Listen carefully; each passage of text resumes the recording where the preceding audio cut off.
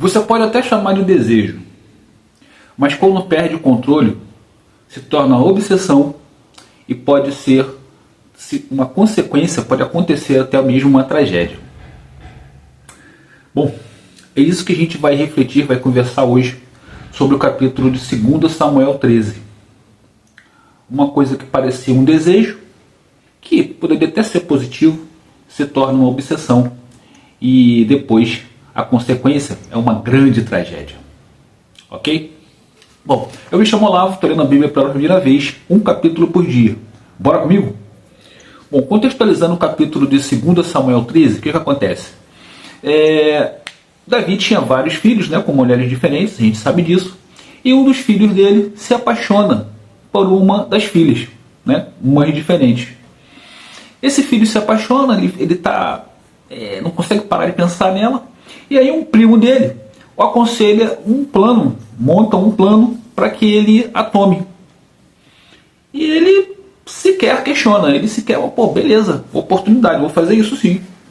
Ele vai, arquiteta o plano, coloca em execução, o plano acontece, a menina está ali com ele, e ele tenta a força, ele sugere que ela venha estar com ele, ele tenta a força, ela recusa, ela não faça isso, eu vou ser amaldiçoada, você também, vamos conversar com o rei, se você gosta realmente de mim, vamos falar com ele.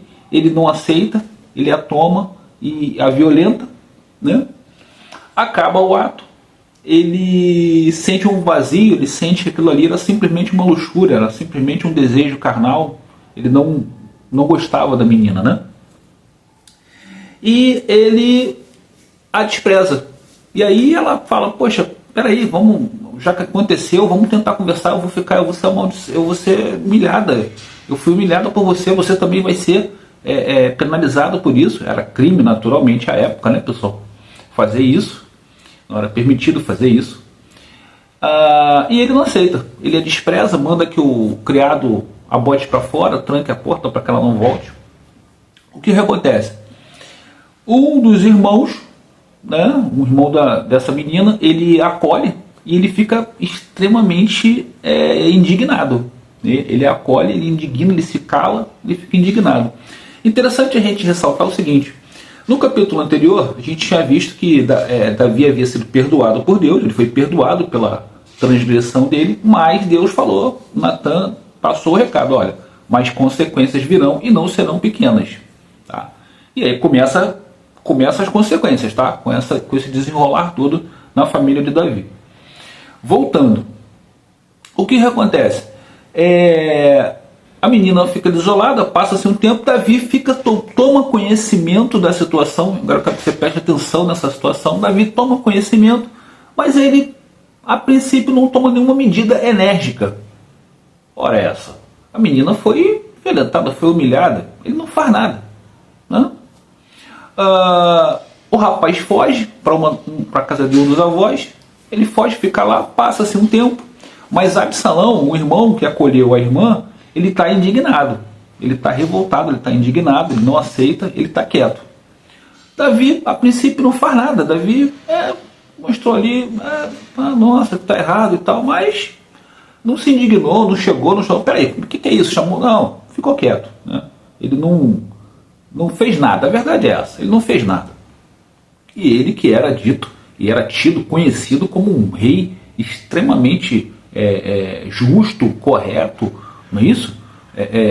Afinal de contas, reconhecidamente como o maior rei de Israel.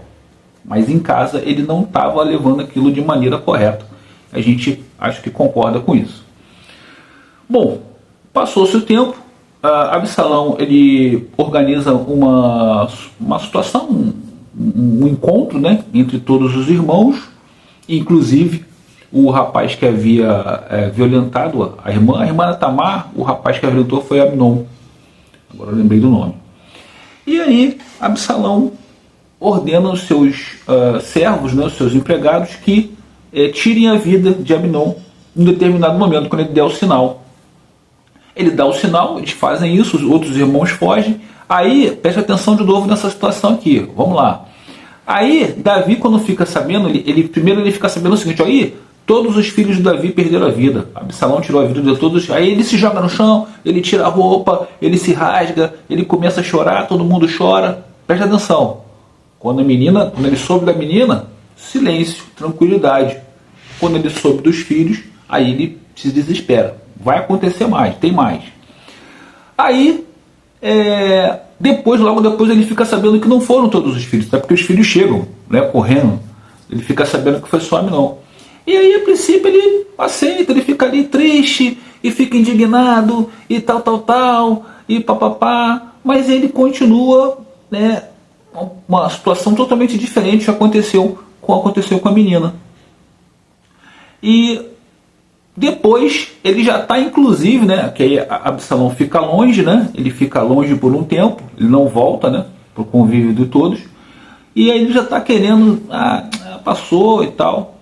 Em nenhum momento, tá? Em nenhum momento ele demonstra preocupação, ele demonstra empatia, ele demonstra revolta com o que aconteceu com Tamar, tá?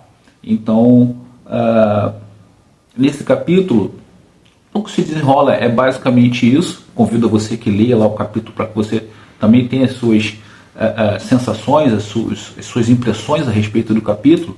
Mas o que me salta aos olhos é a parcialidade de Davi dentro de casa. E com relação a isso, eu tenho até um depoimento a fazer aqui, um testemunho a fazer. O meu pai era exatamente essa pessoa. O meu pai em casa era aquela pessoa que ele se esforçava para não falar com a gente.